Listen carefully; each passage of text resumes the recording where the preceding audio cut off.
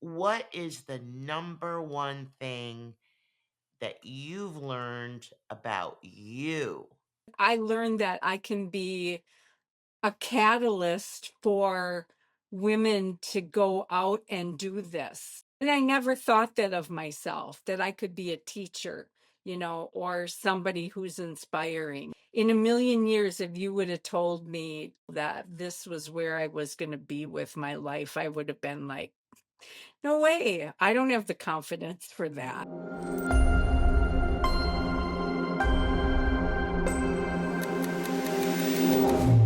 Life Reimagined with Stacey Ray.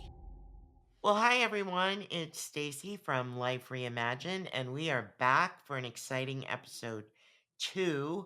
And we are going to be talking with my dear friend Lori Helke, who is the founder and creator of Lori Loves Adventure. She is also an esteemed author and has a monthly travel segment on Local 5 in Wisconsin.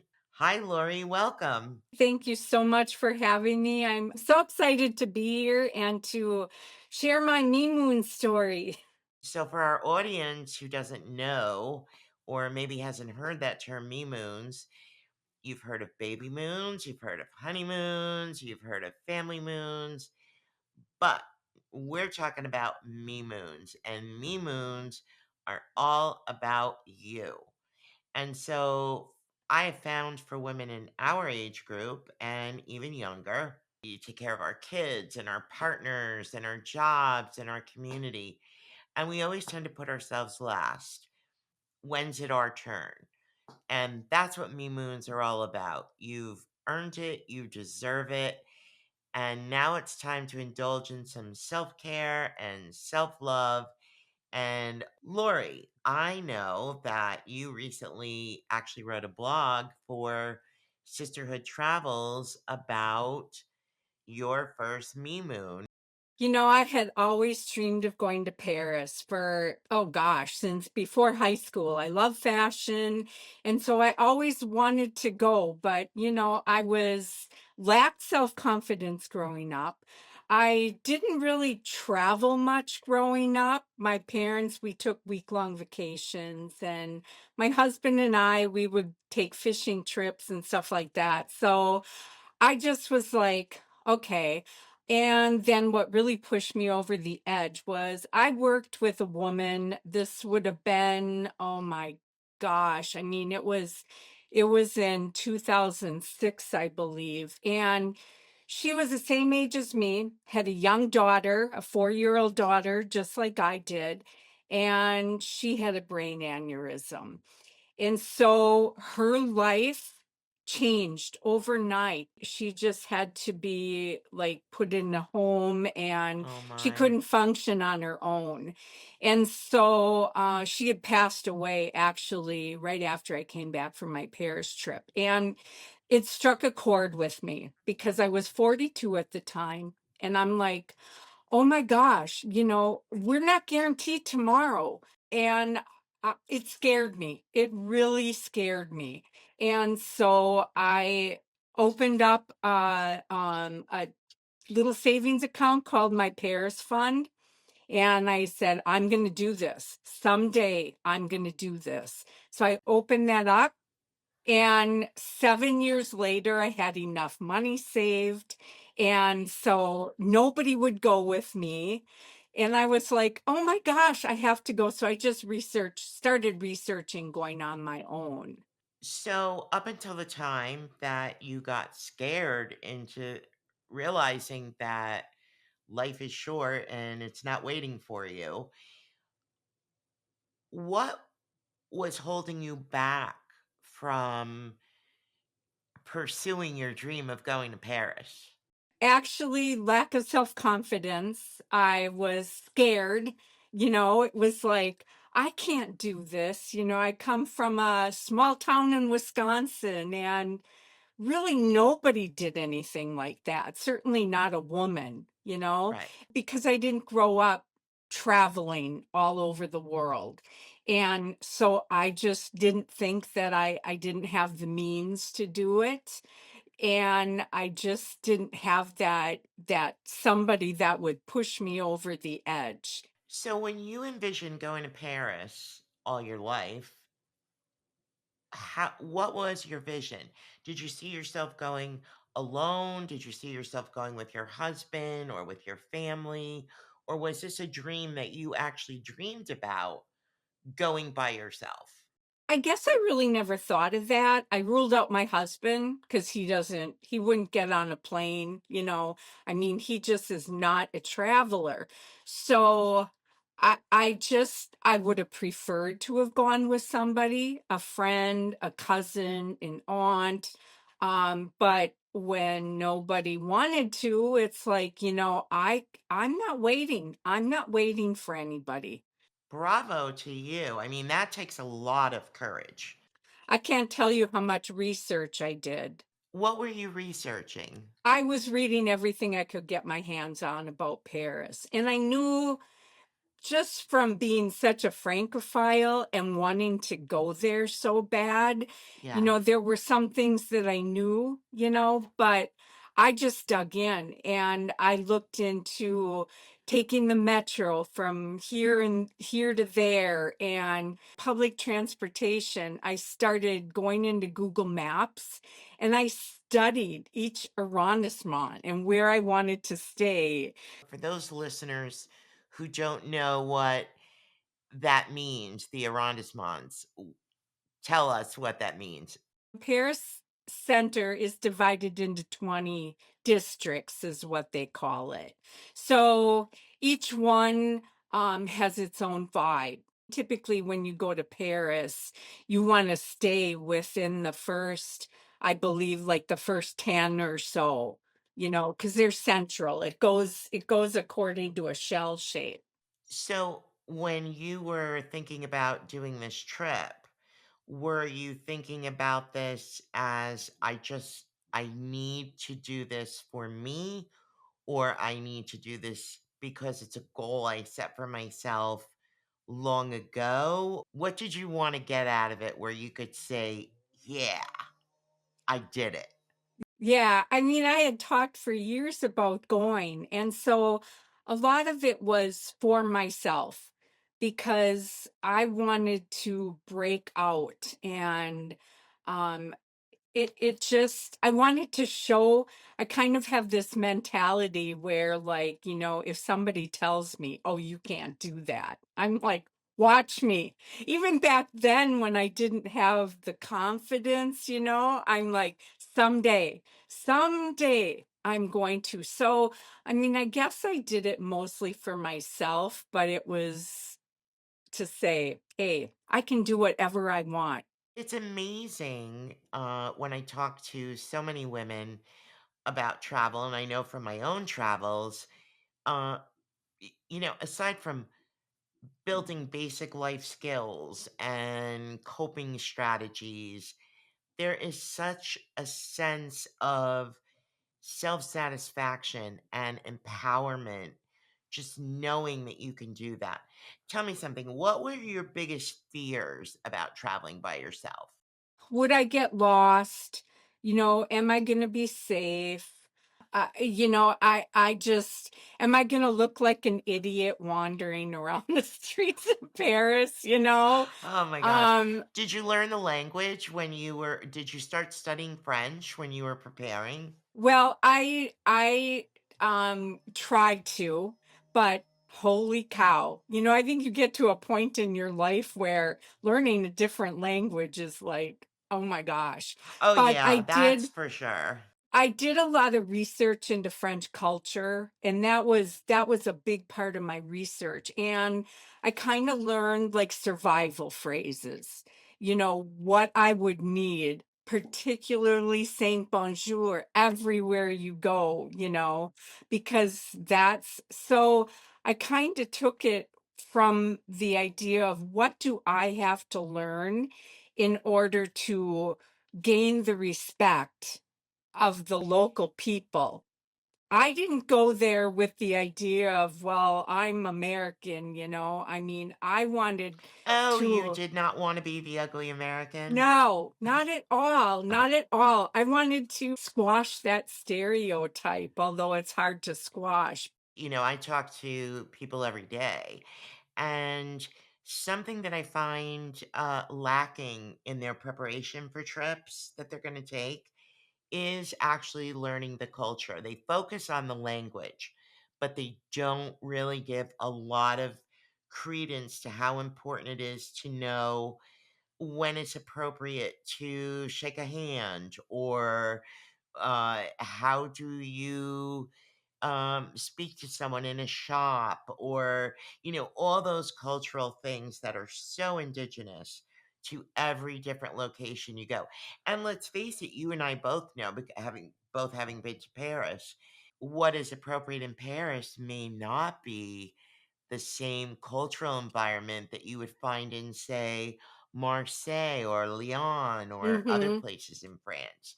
Right. So I think when people hear the term ugly American, some Mhm. people, undeservedly, feel offended by it, Mhm. uh, because they're like, well, I would never do that. But they also don't realize that they are not showing respect for the local traditions and culture. What was the number one thing you learned about the culture in Paris? That they're not rude. They're not, I don't know. I didn't encounter anything. I mean, the only issue, that first trip we went to Versailles, and I was with a group of women because I did a co-ed tour. That's what I ended up doing. And so there was a market, and I learned that I saw it in action. The friends that I was with approached the shop, the vendor. It was shoes, and it's like, well, what size shoe would be for me? I wear an 8.5. Of Right. course, European sizes don't run like ours do. Nothing like So ours. Yeah. yeah, they kind of got a little off put from the vendor. In turn, the vendor got angry, where I was like, I said, just grab a pair, try them on, and then you'll find what size you need. And the vendors increasingly got short with, so I kind of saw that. So, I mean, it kind of comes in that if you're willing to learn a little bit about the culture and meet them on their level. I didn't encounter the rude Parisian, or it's different. It's like they don't walk down the streets, and this was Yeah. the hardest thing for me Yeah. because I'm always Oh, you're the small town Midwestern girl. You right. smile So and say I'm hi to everybody. constantly looking up at all the Yeah. buildings and smiling, and, Yeah. the Midwest nice. And I had to keep telling myself, oh my gosh, you can't do that, but Right. that was hard for me. But I didn't find like people looked at me weird, Well, so I'll make I you didn't. laugh. I'm a New Yorker, New York City at heart, and from Jersey. And I'll tell you, we grow up, don't look at them, don't smile, don't look, don't divert your eyes, Yeah. etc. So I'm real comfortable in that environment, you Yes. know. Yeah. Yeah. And if It people was. start saying hi to me, I'm a little suspicious. Like, And we why? say, Yeah. we say hi to everybody that we Yeah. meet, basically, so Yeah. you have to adjust to your situation. But I squashed all the stereotypes, and I had people tell me, why would you want to go there? The people are awful and stuff. And I came back, and it's like, um I didn't get any of that. I'm sorry, but maybe it's my, bright eye Midwestern thing, but I didn't. So you bring up a great point that I've heard from a lot of women when they're talking about travel, and I've certainly heard it from men too. Um, so much of their perception of a destination is based on what other people are telling them. Right. And Right. it's oftentimes distorted by many Mhm. factors. It could be, Mhm. a bad experience that individual had, or, the news media, which is Yeah. often sensationalizing things. And so for you to go out and explore on your own and Mhm. learn that, wait a minute, from now on, I'm not listening to all these other people because I'm going to make my own judgments is Right. phenomenal, because I've always traveled that way. I'm not, my husband and I, interestingly, we started going to Iceland way before Iceland was cool. And people would say to me, why would you want to go there? Like, as if it were some remote place, in the North Pole. And the funny thing is, A, Iceland really should be named Greenland. Greenland should be named Iceland. But now look at the demand for Iceland. It's one of the top destinations in the world that everyone wants to go to. So finding out for yourself and not listening to preconceived notions of other people is huge, I think, when you're talking about me moons, because it should be about fulfilling your dreams, and it doesn't matter why you want to get there. The point is, you deserve to get there, and it's your turn to get there. So, let me ask you another question. When you decided to go, and you said you went with a co ed group, Mhm. how did that work out for you, traveling solo on your first me moon, but doing it within the confines and the safety of a group? It was perfect, honestly, because I had done so much research. I mean, the guy, he was like, you know more about Paris than me, for one thing. But I mean, the whole group setting, it felt comfortable. Now it was a big group. It was like 40 people, which was a little overwhelming. And at the end, I came home with 40 friends because it just a lot of people. There was myself, and then there was another younger woman along, and we were basically solo. So it was this girl and I, and we kind of we she kept to herself. She did a lot of things on her own or spent a lot of free time in her hotel room, and I went out, you know.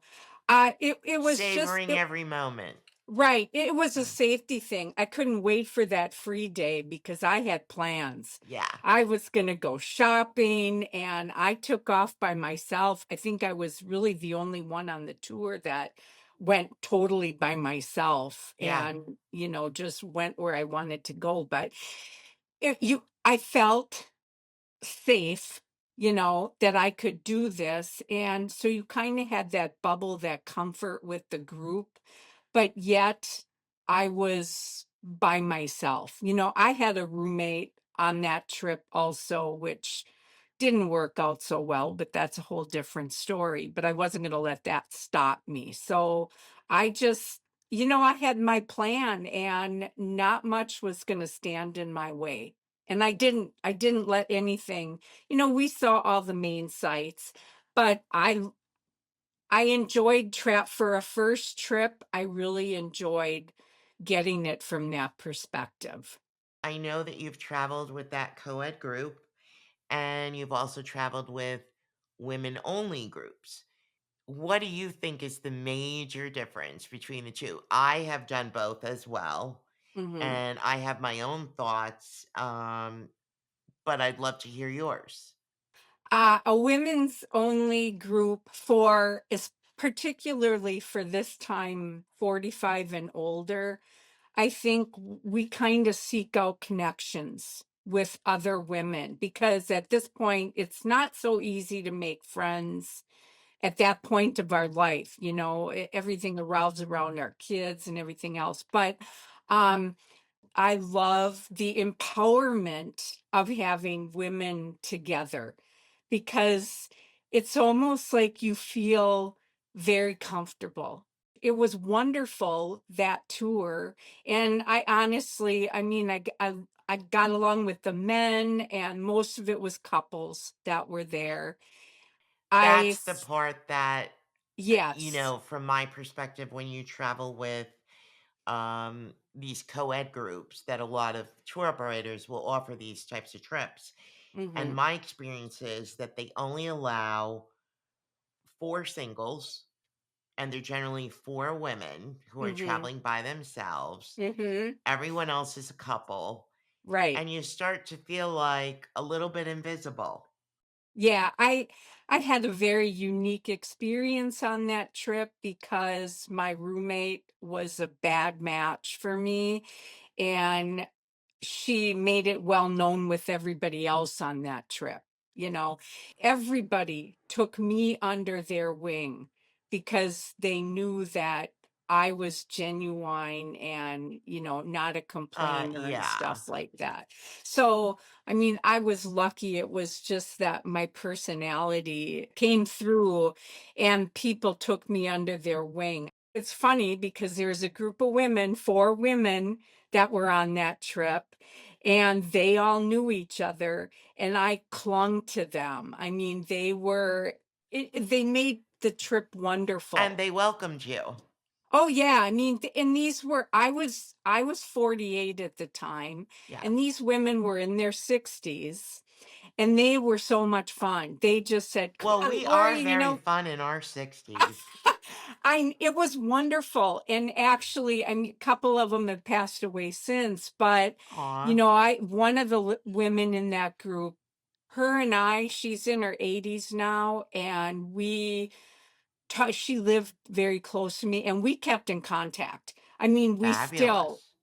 she lives in Florida now, so, I mean, we FaceTime regularly and stuff, but that Yeah. bond, it was unbeatable, that I had with those women. And that's the thing, like when you brought up the point about how difficult it is to make friendships at our age.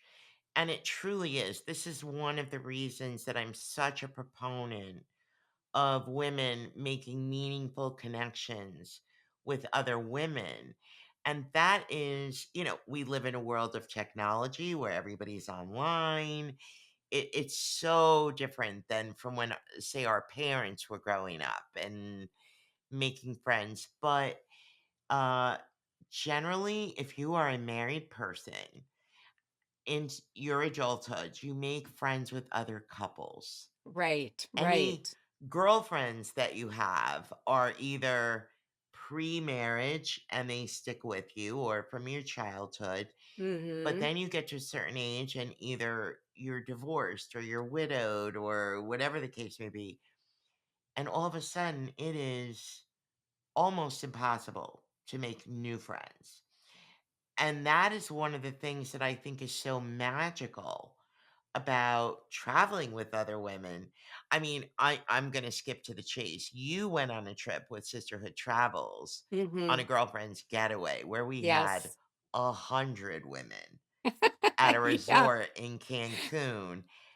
And I got to tell you, one of the joys of my life was watching Miss Popular Lori just be the social butterfly, making all the friends. And you're still in touch with some of those friends, Oh, and yes. you're Yeah, doing yep. things with them on your own trips that you're planning to each other's homes and things like Mhm. that. Yeah. What has that meant to you? Oh my gosh. I mean, it has broadened my world. So, you live in your little bubble. And when you actually start traveling and meeting particularly other women, first of all, you have a common bond because you love travel. And for myself, I mean, the idea of worldwide travel just appeals to me. And so when you get together and you meet a group of women like that, you have almost that instant connection, but then it opens you up to the opportunity of digging deeper. And you can have these incredible meaningful conversations that you can't have with everybody. I mean, like those women that I met in Cancun, we instantly connected and we dug deep. It wasn't small talk. It was, really getting to know each other. And to me, at this point in our lives, that is friendship. And the sharing of stories, it is so interesting to me that every one of us, and I'm guilty of it myself, we think whatever we're going through, whatever we're experiencing, no one else can relate. And then you sit and you share stories. So I have found numerous things. One, there's always someone who can relate. That's for Oh, sure. yes. Yes. But number two, I find that my story is no more or less important than someone else's. Right. My traumas, my tragedies, my joys, Yeah. my happiness, it's shared Mhm. universally, like Mhm. with women in Mhm. general. And Yeah. I have to make you laugh though. You were talking about something earlier, and on that particular trip, how fun we are, as women like in our 60s and older. My daughter, who is 38, came on that trip, and one of the things that I did, as you know, is we had a DJ come for an entire night of dancing, partying, etc. And in the middle, about, I don't know, an hour through, she pulled me aside and she said, "Mom," she says, "I got to tell you, I was wrong." And I go, "About what?" And she said, "Well, I really thought you were wasting your money on the DJ." I said, "Why?" She goes, "Well, I didn't think anybody would want to dance." Now she's saying that to me as 80 of us are literally sweating from nonstop dancing. And I looked at her and I said, "Are you kidding me?" I said, "We're the dance generation, man. Yeah. Oh my That's gosh. what we love." And so, when I talk about like invisibility and, not being able to find friends, not being in an environment that makes you feel silly about being your authentic self, right? So you're with all these women and you get to be exactly who you are and experience that joy. And I'll tell you what, at one point I was a dance queen. And it brings me joy. I still have 5-minute dance parties almost every day by myself. I love I it. swear, I do. It's a stress buster Yeah. and it makes me like shake off my anxiety and what Mhm. have you. But to do it with like 80 women and like, who cares? Right. You remember that Seinfeld episode with Elaine? It is classic. But you know what?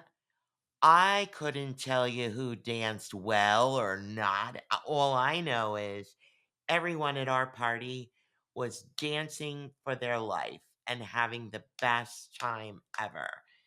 And that's what MeMoons are to me.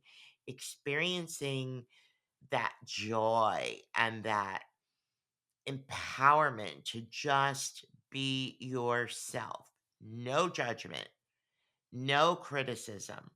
I mean, you know, how much courage does it take in a society that we live in where appearance is everything Oh and, gosh. oh, Yeah. you're supposed to be a certain size or wear a certain, outfit or bathing suit or whatever, to have 100 women be comfortable in their own skin? Yeah. Yeah. That's again another aspect of not only me moons and treating yourself well and indulging in that self-care and self-love, but also being with other women who want to be there with you too. They're Yeah. looking for exactly the same thing, right? Yes. Yes. Oh yeah. I mean, it's just like it's free. It's freeing to not have to worry about what you look like in a swimming suit. And, Right. Yeah.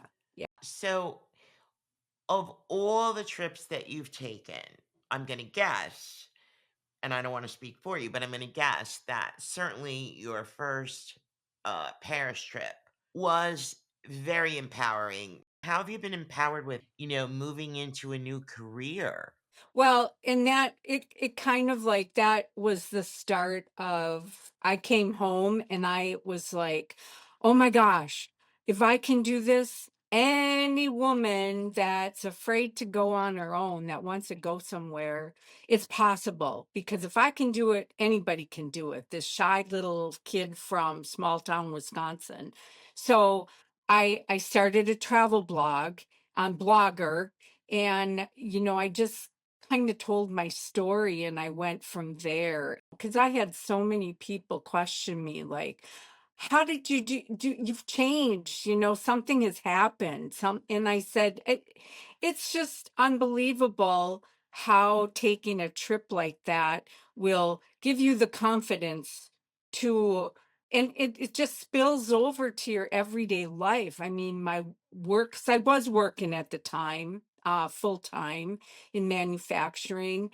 And I felt like myself more than what I had ever felt in the 48 years prior. Like this is the person that I'm supposed to be. And so it kind of morphed. Yeah, it morphed into the writing because I've always been a journaler. It just was like, I want to shout this from the rooftops. Please go ahead and do this, because if this does this for me, it can do it for you too. So it just, yeah, I started my blog, and of course it's years and years and years. And then in 2017, I attended my first women's only travel conference. Oh, what was that like? It was amazing. It was in Milwaukee, so it was close by, and I actually won the ticket for the conference because I had been a Ooh. part of a Midwest travel group called the Midwest Travel Network, which pairs destinations with writers. And so, I won the ticket through them, and that really set the stage for creating kind of a business behind all this. So, it took me many years. I lost my job in 2016. So, our company closed down suddenly one day, and I thought, oh my gosh, here I am. I'm what, I mean, in my 50s, and I lost my job. It's like, now what am I going to do? And I was Yeah. I was a manager, and it was like, oh my gosh. And to start over at that age was really hard because I found that not many Yes. people wanted to hire somebody in their 50s. Yeah, and that's going to be a whole nother Right, episode on, how you deal with that and cope with right. that because we hear that from women all the Yeah, time. yeah. So you have to kind of start over. I mean, now I look back at that, and people tell me this all the time, that happening in 2016 and losing your job kind of opened up your whole world. And I at the time, blogging is a very hard thing, and you really don't make a lot of money, and it takes a long time to establish yourself. So I went to work for the post office in my town because that was the only job I could get at the time, and it was brutal. I did that for 3 years, and then because in 2016, my husband, he could retire at 55. He worked construction, utility construction. So he retired in April. I lost my job in June. So it was quite the year. But anyway, it opened up my world, and so it just progressed. I started my blog. We renovated a little vintage camper, because I love to camp, and I could hook my little vintage camper up, which prompted me to write my children's books. That's funny. I was going to ask you, like, what prompted you, and I know you named your Right, camper. Beatrice, yeah. When we finished it was gonna be like my writing retreat. At that time, my husband had two home-based businesses, and the inventory of his one business just took over our whole house. So I didn't really have a quiet place to go and write for the blog. So I said, "Oh my gosh, I love the idea of renovating a little camper, having it sit in the backyard. When I want, I can hook it up." Your she My cave. yeah, my she shed. And that's how that came about. When the renovation was finished, I was madly in love with it. And I just pictured, Well, it is adorable. I've seen yeah, pictures. I just I'm a little jelly. oh Yeah. my gosh, it's fabulous. And so it inspired me to write my series of children's books with my little camper being the main character. So my first book was Beatrice the Little Camper Gets Rescued, which is her actual rescue and renovation story. And Aw. then my second book was Beatrice the Little Camper's Brave New Friend, which talks about bullying and inclusion, diversity. I wanted to touch on, these topics that are so important for children to, Yes. talk about and learn, and just because. Adults too, quite Oh yeah, frankly. I can't tell you how many adults that I know that have bought my books for themselves because they love them. So that just Fantastic. prompted me to, and I spent, oh gosh, what, 2 years just promoting those books and going all over. Like a book tour? I did a lot of like vendor events, farmers markets. We have a famous village right near me, Elkhart Lake, Wisconsin, and it's home to Road America, the famous racetrack. And I had the best marketing tool because I had my little Beatrice, and she went with me every time I did an event. The thing was that I could tell my story.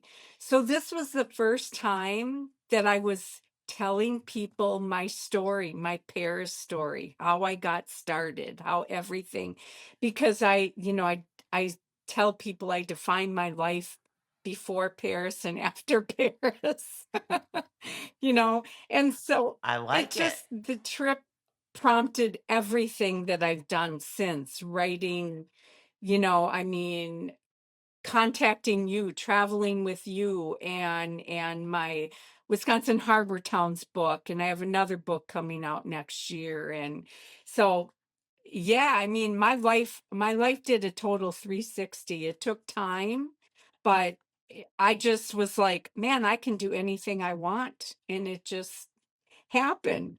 Do you think that even if the trajectory of your life had allowed you to write your books without taking that trip to Paris, do you think you would have had the confidence to get out there and promote it? Um, Probably not. I mean, because I was always a very shy person and I'm very introverted. And so it kind of, being able to tell my story to people when they asked, well, how did this come about? And I launched in and I told, and it just, I would have never have done anything like that. Oh my gosh, have conversations with all these people that I've never met before. Oh, absolutely not. I would have been running, hiding, in my living room and not really leaving at all, especially on my own. So I find that surprising because as I've gotten to know you and been with you, in different destinations, I have found you to be so warm, so genuine, so friendly, and uh so to think that you would have turned and run, so to speak, I do find surprising because you know, you are the belle of the ball. So maybe when you talk about you came into yourself, maybe that actually is also who you actually are too. Yeah. And you just needed that Yeah. push. Um, but the funny thing is the push you gave yourself. Mhm. Mhm. That, you know, that is something else that I always think about, like bravery and courage when it comes to doing this. You know, Do you have any reservations about going to get a mani-pedi? No, done it. Have you ever had any reservations about, say, going to a spa for a Um, massage or a facial? I've done that too. Any reservations about getting your hair Oh done? gosh, no. But interestingly, somehow, even if we are willing to indulge ourselves in those small acts of kindness for Mhm. ourselves, the thought of traveling seems so Yeah, overwhelming. Now, I think of so many communications I have with so many women, whether they're my personal friends or, women who travel, with our company. Fear is the number one factor, and it is amazing to me how wide that fear goes and on how many different topics it covers. Because it's not just about being alone, it is about things like, as you mentioned, will I be safe? Will I meet friends? Will I be bored? Oh my gosh, how am I going to navigate at an airport? I've never flown before. All those things that someone like myself may take for granted because I've been doing this for so long. right. Did I ever tell you about my first Me Moon? No. Okay. So I was 19 years old when I left. But when I was 18, I convinced my sister that we should take a cruise.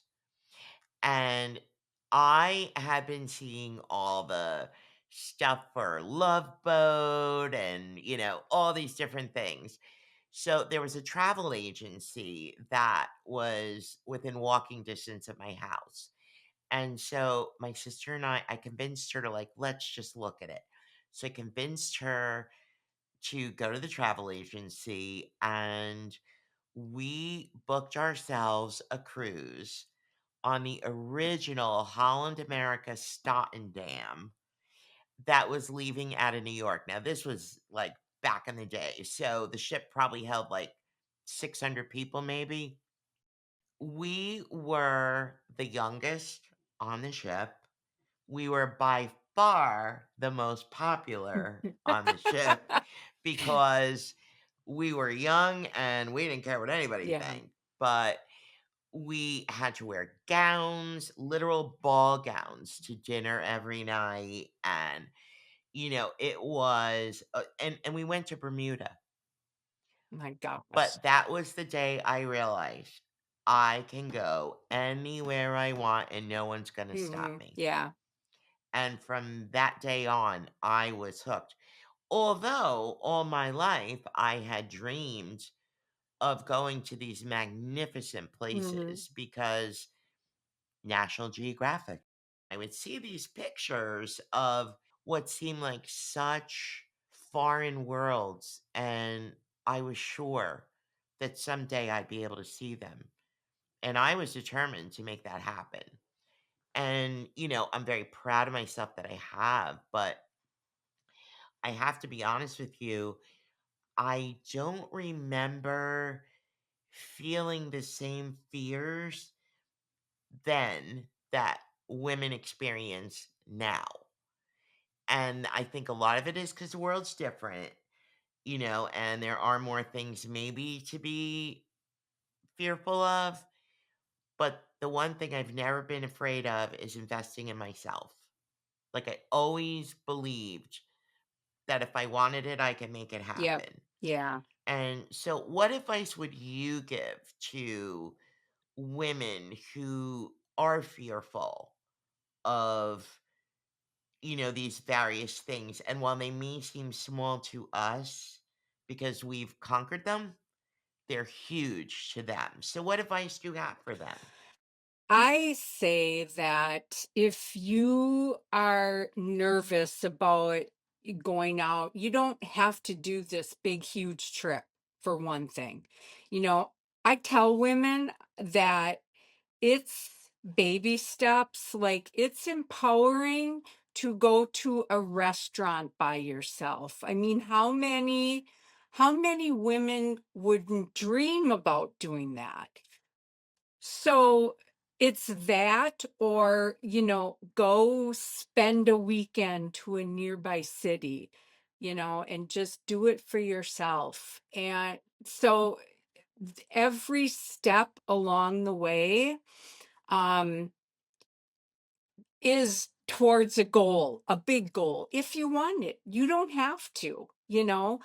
I I would, and this was before I went to Paris, I would drive down to Kenosha, hop on the suburban Chicago train that ran up to Kenosha, and I'd spend the day in Chicago. Now that it took me a lot of practice. I would drag everybody with me, and it was a scary thing to do. And even today, I will say that when I go to, overseas, I'm like nervous as all get out when I'm in an airport that I'm not familiar with. The fear doesn't leave you, but it's there. And it just, every step that you take to do something like that for yourself, you can do something bigger and bigger and bigger. And so, yeah, you don't have to go all out. It's just, I tell people, start small. If that's what you want to do, get in the car, and just drive somewhere yourself. I love that idea because you're right. Every giant leap starts with small Right. steps. And you're right. Just getting the courage to go in a restaurant Mm-hmm. and sit and be with yourself Mm-hmm. is a huge deal if you've not done that Right. before. Right. And that's still scary. For me, I bring a book along and I'll read, or I'm getting a lot better because it kind of is a requirement of what I do now. So, if you could pick the greatest lesson that you've learned for you from all of your traveling, what would it be? The greatest lesson is that the world is very small and it's very welcoming, and um it just, you learn to be who you are supposed to be, and you make connections with people that you had absolutely no idea you needed to know. Everybody comes into your life for a reason. But yeah, I mean, there's so many lessons, but the big thing is that you can do it. You can do anything that you want. If you want something bad enough, like I did, the world is your oyster. You have nothing. It's fearful and it's scary. It still is for me, but I mean, what's more important, living a life that you wish, I wish I would have did that. I wish I would have did that. And I have no regrets. I mean, I'm like, I've done way more than what I ever dreamed I would. I have a saying that I'm going to live till I die. I'm not going to die while I'm living. I refuse because the world has so much out there outside my front door and the box that we love to put ourselves in. And I also, when I travel, I have a rule that I always have to do something on every trip that I'm afraid of and something that I've never done before. And that has been very challenging, but also very Yeah. exhilarating. Like I'm like, oh my gosh, I'm going to do that. And I do it. And sometimes I step away and go, well, I'll never do that again. Hmm. And then other times I'm like, oh my God, can we do it Yeah. again? Um, w- what do you think is your best coping strategy for all the ups and downs of travel and the unknowns and the glitches and things like that? How do you cope with all of that? You have to roll with it.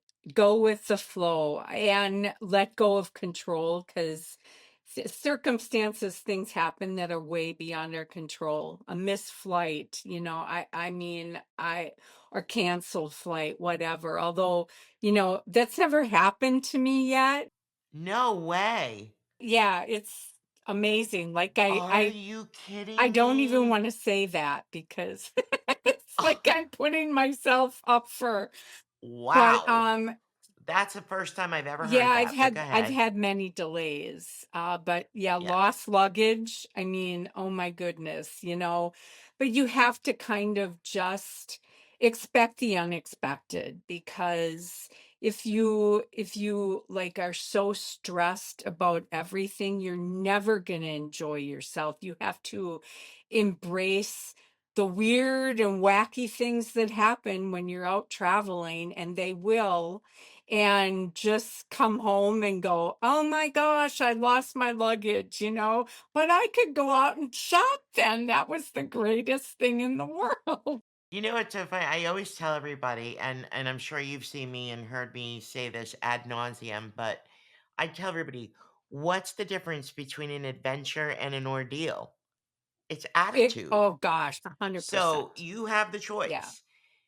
Have a meltdown over something you cannot control, or take a deep breath and have your coping strategies in place and just realize things I can control, things I can't. This is all going to be fine. And it's funny because I'm a little bit of a Girl Scout when it comes to being prepared. I always have plan A, B, C, D, E. But sometimes I need F and I don't have it. And then even I myself have to say, okay, Stacey, take a chill pill. It's all gonna be fine. So, of all the places that you've been, and I know you've got so many more that you want to get to, uh, was Paris your favorite? Yes. I because it's funny because it almost feels like I'm home when I'm there.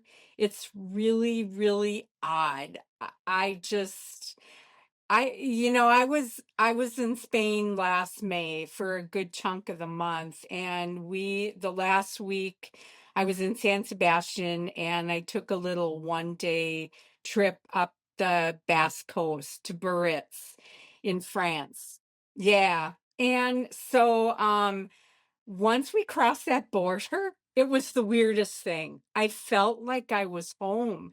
I could recognize the signs, and so it's really rather odd. I mean, yeah, Paris, I would go there.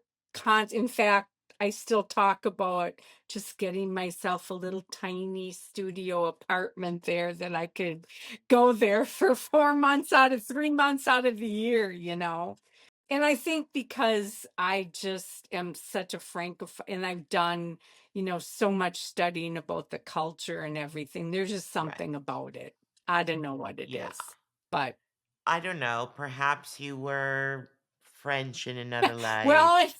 Who and it's knows? it's kind of funny because when I did DNA testing because I swore, and yes, I did have some French in me.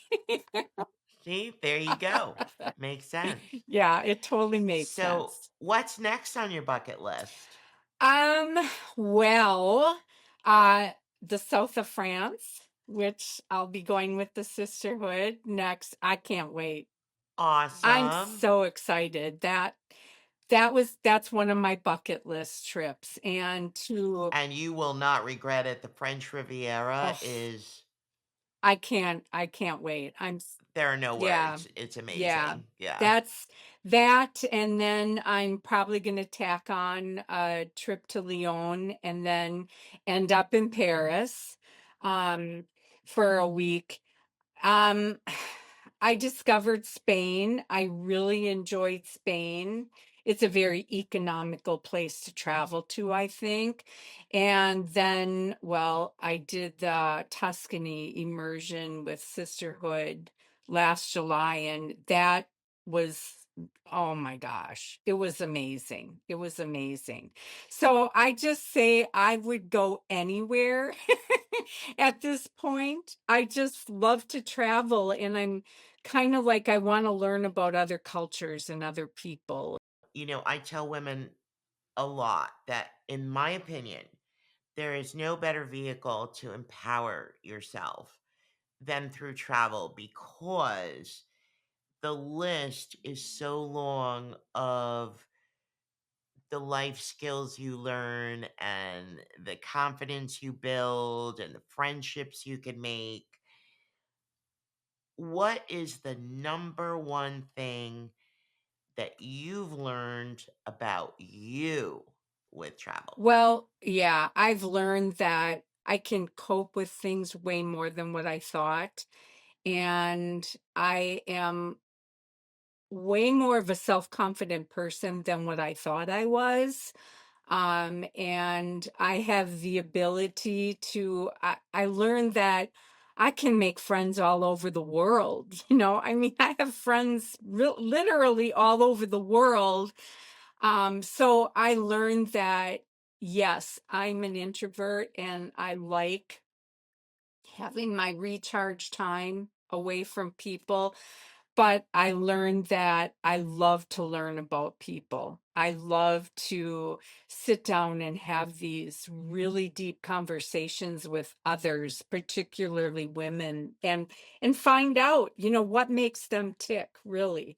And but I learned that I can be a catalyst for women to go out and do this, that by example. I mean, my goodness, and I never thought that of myself, that I could be a teacher, or somebody who's inspiring. Never in a million years, if you would have told me 30 years ago that this was where I was going to be with my life, I would have been like, no way. I don't have the confidence for that, to get in front of people, to speak in front of people, which is something that I do often now. And I was going to say, and you've got your monthly travel segment on television.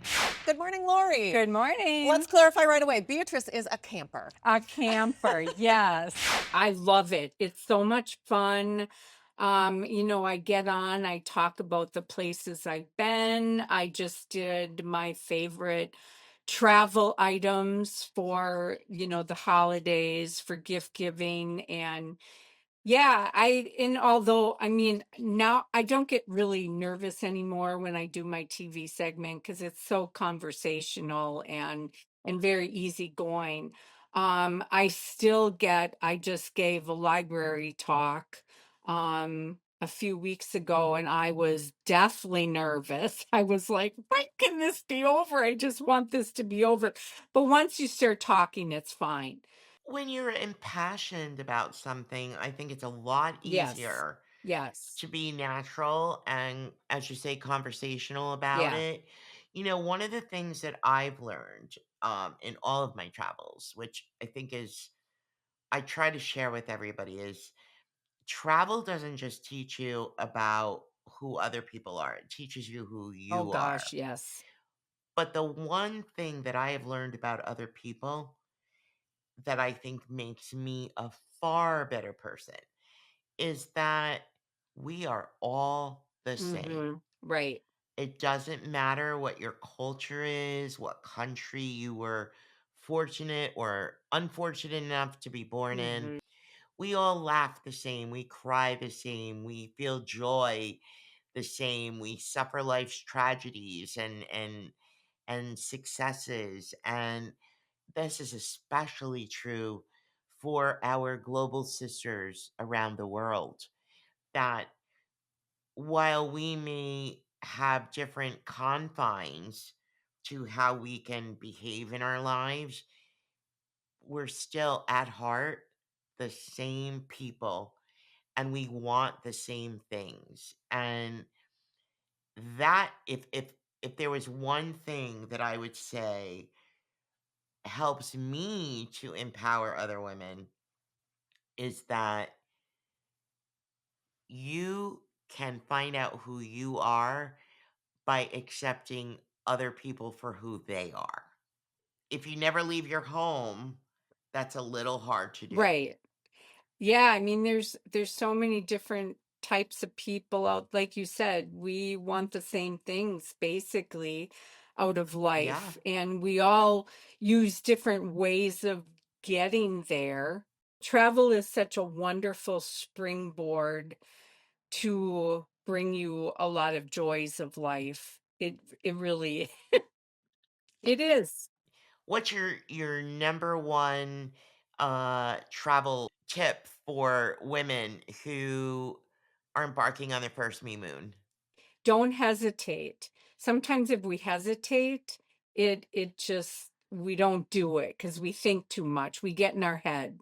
I tend to just, okay, I'm going to do this. I sign up. And then, like a month later, I'm like, what the heck did I do? Open yourself up to all the things that are out there. I mean, going on your own me moon is just oh my gosh. I mean, it's hard to even put it into words. You learn about yourself. Just do it. And have fun. Well, yeah. I mean, open yourself up. Have a conversation with somebody you're sitting next to at the dining table. You put yourself out there a little bit. You have to make an effort a little bit. Yeah, I've learned life doesn't come to Right. you. You You have have, to go and to that life. that's Yeah. something that has always been really difficult for me because I'm not this person that sits down next to somebody and have this grand conversation. Normally it's like the other person kind of has to pull me along and then forget it. I'm done. It's funny, I think I'm very different actually. I think I'm more of a in your face life. I'm taking you and I just go for what I want, and I think because I'm afraid I'm going to miss something that I could have experienced. And when I was growing up, I was one of those kids that wanted to be every occupation there was. A doctor, a lawyer, a scientist, a astronaut, whatever it was, I wanted to be that. So you have your wonderful Lori Loves Mhm. Adventure Yep. website, and this is where women can get tons of tips and guidance and information about what it's like to travel solo. Tell us the website It's address. LoriLovesAdventure.com. Easy to remember. Thanks so much for sharing your me moon with us and how that has truly changed not only your life, but who you are at your core. And kudos to you for being brave enough to do that and resilient enough that you're continuing to do that and setting an example for so many women. Mhm. For those who need any reminders, we'll have all of these links to Lori in our show notes. And Lori, I hope you have a wonderful and fabulous rest of your Thank day. you. Thanks so Thank you, much. Stacey. I love telling my story.